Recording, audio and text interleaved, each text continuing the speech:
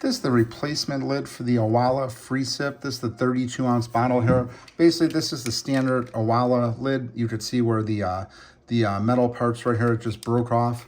And you would see it's pretty much the same quality here, same type of button and everything like that. Just doesn't have the name on the side right here. But overall, very pleased with this. It has the same type of seal on here. You could see it seals just like the other one. And the button release works just the same. You see it opens up just like that, no problems at all. We did try a different brand before and the button wasn't working too good, so we did have to replace it, but it's common to have to replace these Owala lids on the metal bottles. They just run into a lot of wear and tear, but overall, this replacement here is very good.